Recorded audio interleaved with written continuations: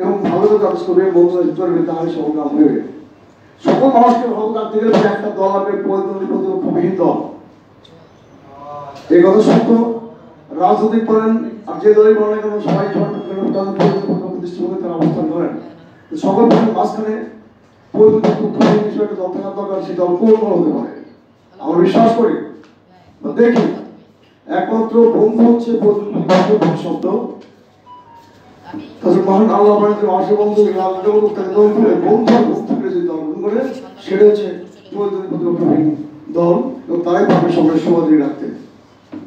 তো যুগের পর সময় পর্যন্ত যেহেতু সকল বাস্তব করা হয় তাহলে যুগের প্রয়োজনে সময়ের প্রয়োজনে যে সূচনা হয়েছে 1863 খ্রিস্টাব্দের সূচনা জেনে ভাই তার উদ্দেশ্য কি দুর্যোগপূর্ণ পরিস্থিতিতে অসহায় মানুষ সচেতন করা। 1978 সালে সৃষ্টি হয়েছে মানব অধিকার কমিশন ওয়াশিংটনে। অধিকার বস্তুপক্ষে কাজ কথা বলা। কিন্তু আমি মনে করি আমাদের সন্তান নতুন সকল পর্যায়ের জন্য বেশি প্রয়োজন সুন্দর সম্প্রীতির পরিবেশ, বন্ধুত্ব পরিবেশ, যে সম্পর্ক বন্ধুত্ব পরিবেশ সকল কর্ম সঠিক হবে। আমরা দেখতে পাই দৃষ্টিভঙ্গিতে সাংঘর্ষিক আচরণ অবস্থান করে সম্পর্ক উন্নয়নের অবনতির ফলে পরিবেশটা হয় দাঙ্গা গলিত পরিবেশ। দাঙ্গা গলিত পরিবেশে কখনোই পাপমুক্ত হয় না, পুণ্যের মাত্রা বৃদ্ধি হবে না। আজ রমজান মাসে বলবো পুণ্যের মাত্রা বেশি হলে অবশ্যই ভেস্তে যাওয়া যাবে।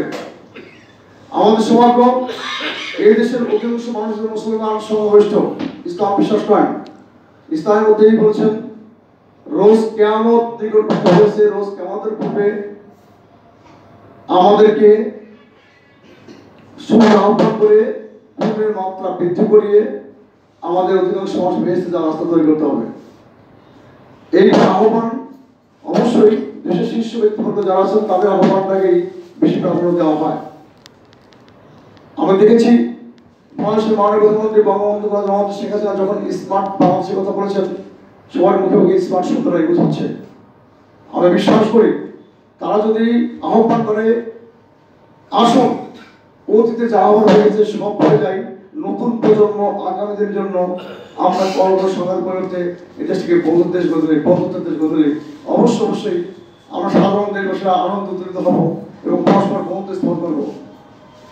এই আহ্বানটা আমরা বন্ধু সমাজ থেকে তাদের কাছে দিচ্ছি, প্রেস কমার্সের মাধ্যমে দিচ্ছি, লেখালেখি মাধ্যমে দিচ্ছি, চিঠি মাধ্যমে দিচ্ছি। ঘরের সন্তান শিশু ওর কোন ক্ষমতা নাই কিন্তু ওর প্রতি মায়া মহব্বত আছে। আমরা দেশবাসী সাধারণ দেশবাসী আমাদের কোনো ক্ষমতা নাই কিন্তু আমাদের মধ্যে অবশ্যই আন্তরিকতা আছে বলে আমাদের জন্য অনেক উন্নয়ন করছেন। অনেক রাস্তা ব্রিজ ওভারব্রিজ কারবার অনেক কিছু করছেন আমাদের দেশের মানুষের জন্যই। তা আমরা চাই এই দেশটা হোক কর্মতন্ত্র সমাজ সন্ত্রাসমুক্ত সোয়ার দেশ। এর আমরা আহ্বান করেন।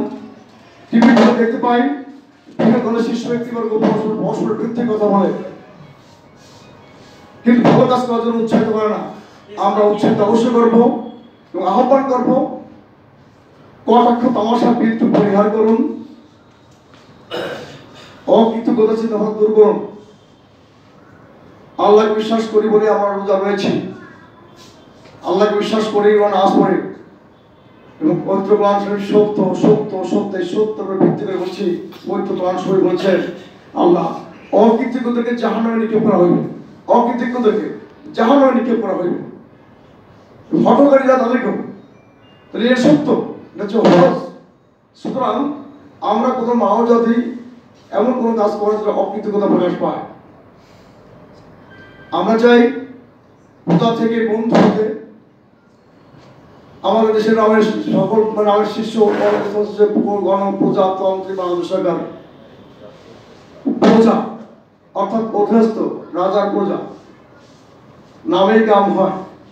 আমি দেখেছি কাস্টম কমিশনার লম্বা কমিশন 4.5 হবে ছোটখাটো মানুষ, যখন সে কমিশনার পদবি পেল তাকে সবাই সম্মান করেছেন। আবার দেখেছি এক পিয়ন 6 ফিট লম্বা মোটা তাজা, সে অফিস পিয়ন তাকে সম্মান করা হয় না, নামে কাম হয়। তো আমরা প্রজা থেকে মুক্ত হওয়া চাই, আমরা বন্ধু হতে চাই।